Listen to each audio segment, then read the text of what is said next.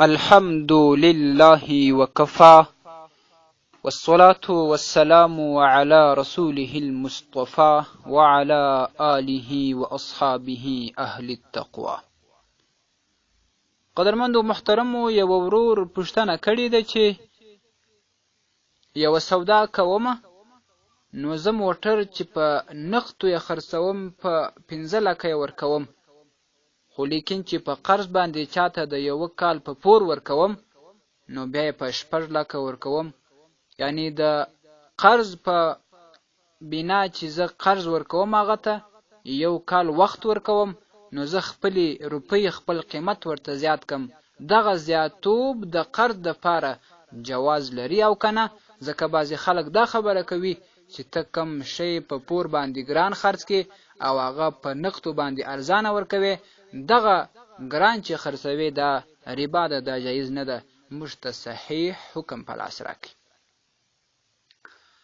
محترم وروره، ستاسې په جواب کې به ووایم چې هغه څوک دا خبره کوي چې په پور باندې شی ګران ورکول جواز نه لري، هغه په دې مسله باندې پوه سوي نه دي، په دې کې غلط سوي دي او اشتباه ترې سوي ده.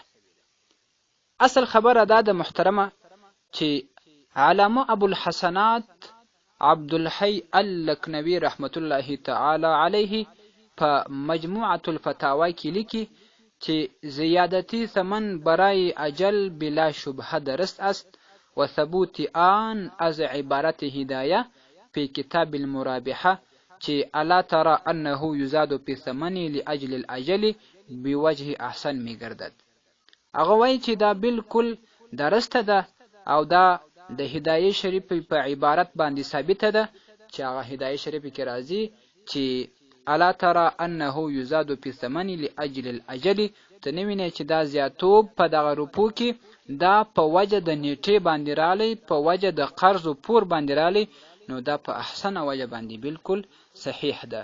او دا شان په العنایه کې هم دغه رخ راغلی کې په انه یزاد فی ثمن لاجل الاجل په جلد 6 صفحه 1500 کې چې دا بالکل جایز ده. البنایه هم رخي هغه هم دا لیکي په جلد 8 صفحه 244 کې.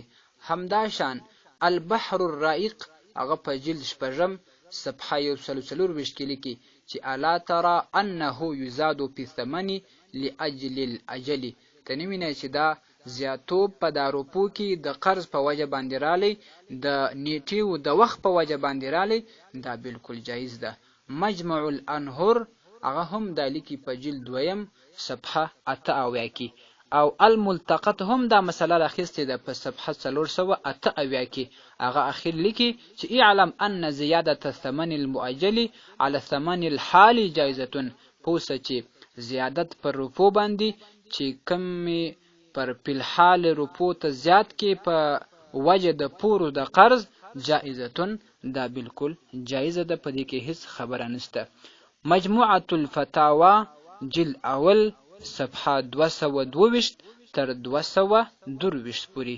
معززو خلاصه دا ده چې دا سودا بالکل جایز ده، خو لیکن بعضو کتابونو یو شرط په دې کې دا لګولی دی، هغه شرط که پر ځای سي ډیره بهتره او احسنه به وي، خو لیکن که شرط پر ځای نسی بالکل هم دغه سودا بیا صحیح ده. هغه شرط دا ایښی دی چې کم څوک ستا څخه موټر یا بل شی اخلي د هغه څه به ته د مخه پوښتنه کوي چې وروره ستا روپۍ نقد دي او که قرض دي. نو چې کله هغه دا خبره وکړه چې زما روپۍ نقد دي بیا به د نقدو قیمت ورته ورکوي، او که چیرې هغه وویل چې زما روپۍ قرض دي بیا به د مخه مثال دی دا ورته وایي چې دا زما شی دومره قیمت لري په دغه قیمت باندې ورکوم.